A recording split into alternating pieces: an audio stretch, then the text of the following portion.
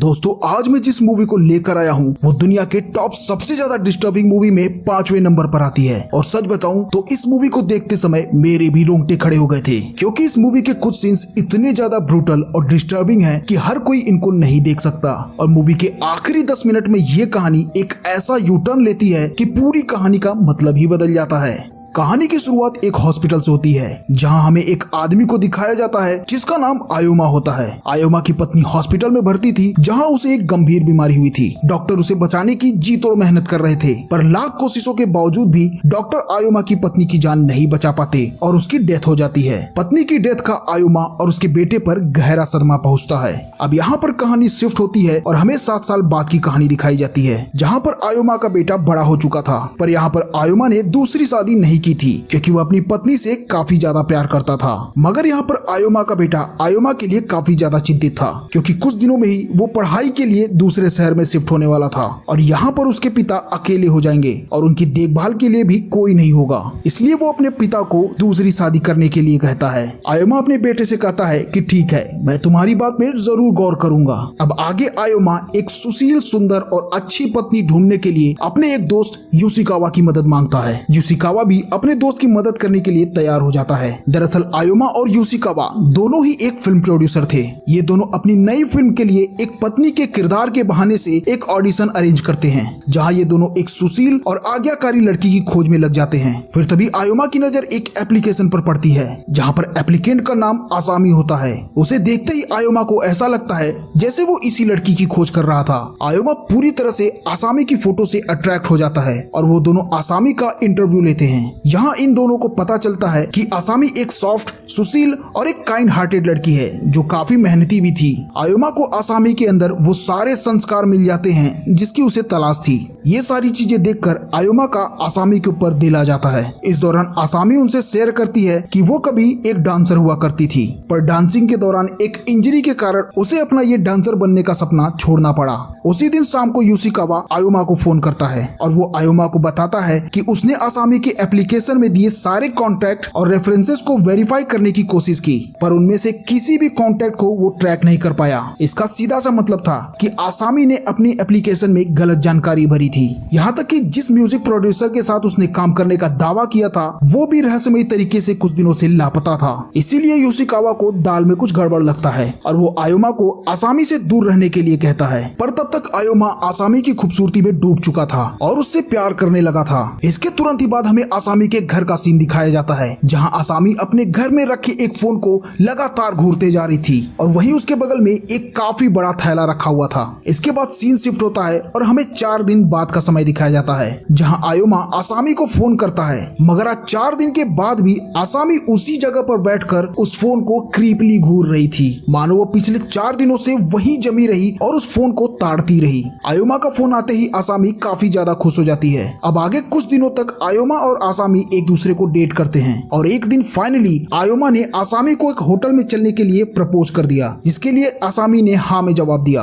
Hotel पहुंचने के बाद आसामी आयोमा से एक खास बात शेयर करती है कि बचपन में किसी ने उसे काफी मोलेस्ट किया था, जिसकी वजह से उसके शरीर पर काफी चोट लगी थी। अब यहाँ पर एक बात गौर करने लायक थी कि इंटरव्यू के दौरान आसामी ने बताया था कि उसे वो चोट डांस के दौरान लगी थी। अब यहाँ पर आसामी ने अपना स्टेटमेंट क्यों चेंज किया था, इसका जवाब हमें मूवी के क्लाइमेक्स में मिलता है। आसामी यहाँ आयोमा से पूछती है कि क्या अब भी वो उससे उतना ही प्यार करेगा, जिस पर आयोमा उसे हाँ में जवाब देता है और दोनों एक दूसरे से इंटीमेट होते हैं। पर अगली सुबह जब आयोमा की आंख खुलती है तो बेड पर आसामी नहीं होती। वो उसे कमरे में और इधर उधर ढूंढने की कोशिश करता है, पर आसामी का कोई नामो निशान नहीं था। आयोमा पागल की तरह उसे काफी जगह पे ढूंढता है, पर आसामी का कहीं पर भी पता नहीं चल रहा था। आयोमा उसे ढूंढते ढूंढते उसी डांस स्टूडियो पर पहुंचता है, जहां पर आसामी ने दावा किया था कि वो डांस प्रैक्टिस करती थी। पर अंदर जाते ही हमें दिखता है कि डांस स्टूडियो तो पूरी तरह से खाली है। वहाँ पर उसकी मुलाकात स्टूडियो के मालिक और डांस इंस्ट्रक्टर से होती है, जिसके बारे में आसामी ने बताया था कि उसने उसे मोलेस्ट किया था।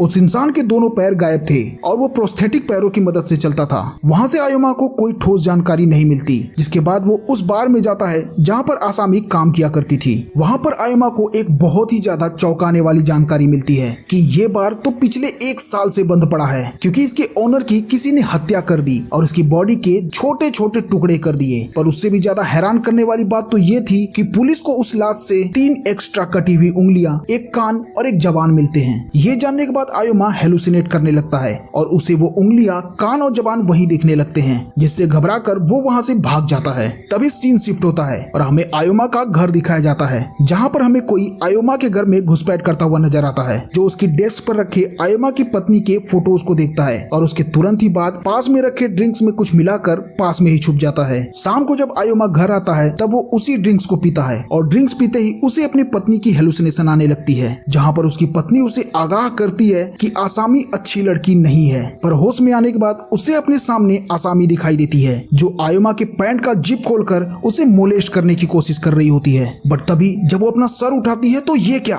वो आसामी नहीं बल्कि कोई और ही थी। आयोमा इन सब चीजों से बहुत ही ज्यादा घबरा जाता है और वहां से भागने की कोशिश करने लगता है। तभी वो थैला जिसे हमने आसामी के घर में पहले भी देखा था वो मूव करने लगता है, जैसे कि किसी ने किसी जिंदा इंसान को थैले में भरा हो। तभी उस थैले से सचमुच में कोई जिंदा इंसान बाहर निकलता हुआ दिखता है, जिसकी वही सारी बॉडी पार्ट्स नहीं थे जो बॉडी पार्ट्स पुलिस को उस बार ओनर के बॉडी से मिले थे। और फिर आसामी उस इंसान को कुत्ते के पॉट में उल्टी करके उसे वही खाने को देती है, जो उसे मजबूरन खाना भी पड़ता है। यानी कि आसामी एक खतरनाक और ब्रूटल किलर थी। इसके तुरंत ही बाद हमें वही डांस इंस्ट्रक्टर को दिखाया जाता है जो आसामी को मोलेस्ट कर रहा होता है, जिसके बदले में आसामी उसकी ब्रूटली हत्या कर देती है। बट तभी आयोमा की आंख खुल जाती है और वो अपने सामने आसामी को देखता है। यानी अब तक जो कुछ भी आयोमा देख या महसूस कर रहा था वो उसका हेलुसिनेशन था। पर असली खेल तो अब शुरू होता है, जहां पर आसामी उसे बताती है कि उसने आयोमा को ड्रग कर दिया है, जिसकी वजह से अब वो हिल भी नहीं पाएगा,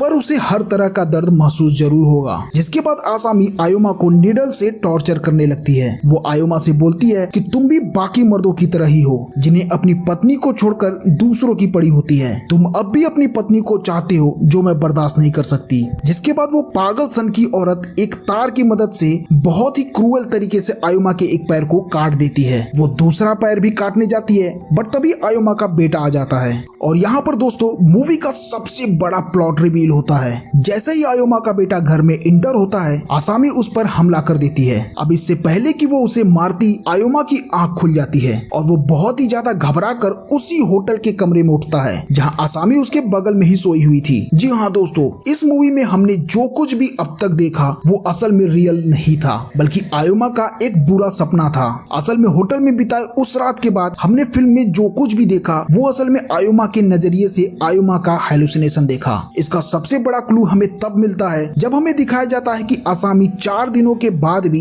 एक ही जगह पर बैठकर उस फोन को घूरे जा रही थी। ऐसा इसलिए हुआ क्योंकि सपने में टाइम बैरियर टूट जाता है। और दूसरा क्लू हमें तब मिलता है जब आसामी अपना स्टेटमेंट बदल देती है कि उसको ये घाव कैसे लगा। दरअसल इंसान सपने में देखी या बोली हुई चीजों को काफी जल्दी भूल जाता है। अब हमें होटल के उसी कमरे को दिखाया जाता है जहां अब आसामी भी जाग चुकी थी। जागते ही वो आयोमा के शादी के प्रपोजल के लिए हामी भर देती है। हालांकि आयोमा ने आसामी को कभी भी प्रपोज नहीं किया था, पर उसके बाद जब आयोमा फिर से सोता है तब वो फिर से उसी ड्रीम में वापस लौट जाता है जहां आसामी उसके बेटे की जान लेने ही वाली थी। बट आयोमा वहां पैरालाइज होता है, जिसकी वजह से वो कुछ भी नहीं कर पाता। आयोमा का बेटा भागते हुए सीढ़ियों पर चढ़ जाता है। वहां आसामी भी उसका पीछा करती है, पर तभी आयोमा का बेटा उसे पैरों से जोरों का किक मारता है, जिससे आसामी सीधे सीढ़ियों के नीचे आ गिरती है और उसकी गर्दन टूट जाती है और अब वो धीरे धीरे करके दम तोड़ने लगती है। और यहीं पर मूवी का एंड हो जाता है। अब आखिर मूवी के एंडिंग का मतलब क्या था? सबसे पहले हम ये जान लेते हैं कि मूवी के अंदर हमने आसामी का जो भी घिनौना और ब्रूटल रूप देखा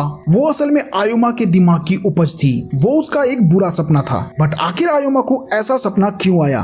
देखो, ये मूवी कहीं न कहीं जापानीज मेंस कल्चर को दिखाता है। आयोमा एक पुराने ख्यालात का आदमी था। उसके अनुसार एक औरत की खूबसूरती और मैनर ही उसे एक परफेक्ट वाइफ मटेरियल बनाती है, ठीक वैसे ही जैसे उसकी पत्नी के अंदर था। इसीलिए उसने औरतों के प्रति एक मिसोजिनिस्ट विचार बना लिया था कि एक औरत को नम्र और वेल मैनर्ड होना चाहिए, जिसका क्लू हमें उस बार में देखने को मिलता है जहां युशिकावा और आयोमा बात कर रहे होते हैं। उसी दौरान वहां पीछे बैठी कुछ लड़कियां जोर जोर से हंसने लगती हैं, जिस पर इन दोनों को ही ये चीज पसंद नहीं आती। इसीलिए जब युशिकावा ने शाम को फोन करके आयोमा को बताया था कि आसामी एक सही लड़की नहीं है, जस्ट बिकॉज ऑफ वो आसामी के रेफरेंसेस को वेरीफाई नहीं कर पाया, तब से ही आयोमा के दिमाग में आसामी के लिए एक डार्क थिंकिंग बनने लगी लगी थी। इसीलिए बुरे सपने से उठने के बाद भी जब वो फिर से सोने के लिए गया तो उसे फिर से वही बुरा सपना आया। वो दरअसल इसलिए था क्योंकि वो इंटेंशनली उस बुरे सपने को कंटिन्यू करना चाहता था। वो खुद को यकीन दिलाना चाहता था कि आसामी एक बुरी लड़की है। सपने में आसामी का 4 दिनों तक फोन को घूरना